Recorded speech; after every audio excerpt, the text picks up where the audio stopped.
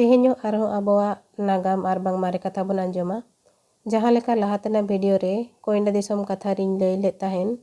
कोयना दिसम रे दो मनमी को अड़ी को सांगे गे ताहेन। ओनाते बीर को माग फादा कते बुरु को माग समान कते अतु टोला को बेरेल ले ताहेन।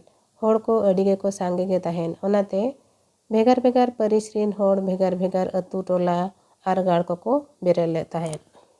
ओना टोठा रे दो बर्डी परिस रिन होड़ अड़ी किसण को ताहें कना। उनकुआ अतु टोला गाड़ को दो अड़ी गे मारंग मारंग ताहें कना। आर चासबास लगित बद बहिड़ हो अड़ी लेलेंगे ताहें कान तकवा। उनको दो ओते ओड़ा सड़िम को दो बिली हुड़ू बिंड तेके को दालबे ताहें। बर्डी परिस किसण को दो मीत सावते बिसे साय आरान डांगरा ते बद बहिड़ को सीव कान ताहें। ओनाते मीत धाव दो सितुंग दिन अक्तो बहिड़ को सियर जोहो तीना गान होड़ा आरान दो रपुर एन तकवा। ओनाते उनको मर्दी किसण कोड़ा को दो आको सुर रे मेना जाहिर गाड़ रे आरान ला को छुटवेना। मीटंग कोड़ा दो दारे चेतान सेडे को रकाब केट खान नेलेयाय जाहिर रेना मीत दारे रे मीटंग पोताम चेणे तुकरे अबोर अकना। एनखान गे उनी कोड़ा दो आरान ला दो बगियात ते मीटंग ओवास ते पोताम चेणे खामडो केदिया। पोताम चेणे दो तुकरे अबोर बगी कते दाया गे जाहिर आयो ठेने रा होमर किया। इना खान गे जाहिर आयो दो पोताम चेणिया रा दाया गे आंजम केट खान एदरेते उनको आरान ला कोड़ा को दो आशीष से अभिशापे एमा हाथ कोआ। दु आपे दो जुग जुग आरान ला आकागे ताहेन पे।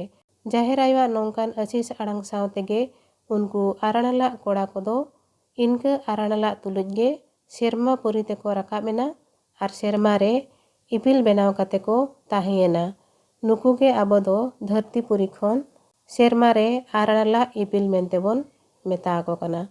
आदो जहाँ लेका माड़ांग मिटंग भिडियो बनाव ले ताहन ओना रहो सेदाय कथा से आबो गोड़म हाड़ाम गोड़म बुढ़ी को जहाँ कुदुम कहनी को लई बन बेड़ा रे बुढ़ी पारकम इपिल इदी कतिंग लई ले ताहन। बुढ़ी पारकम इपिल दो दिकुते जहाँ को मेता को ओना हो बड़ाय ताहे करा। ओना खातिर ते ओना इपिल रेना फोटो से इमेजिंग देखार बो ताहे निखन नोडे जहाँ इपिल को nyutumiñ लईआ जे आरान ला इपिल नोआ दो दिकुते चिली बन मेता को कना। ओना बन बड़ाय खातिर ते नोडे ओना रेना फोटो दो बन सदर दाड़ियाबो कना। मानखान तेहेन जहाँ लयार बोना नोआ आरान ला इपिल इदी कते आरान ला इपिल दो नो नोंका नोआ होते तेना को बेनाव कना आर सेरमा रे इपिल रूप ते बेना आकात को मर्दी किसण कोड़ा को गे नो नोंका आबा नागाम से आबा कथा रे दो मेना। मानखान तेहेन दो निनंगे आर दाराय वीडियो रे आर मिद नवा कथा अगु कति हजुआ जहाँ को पे नेल के ताबोना आंजम के ताबोना सनाम को गे अडी अडी सारहाव आर जोहार।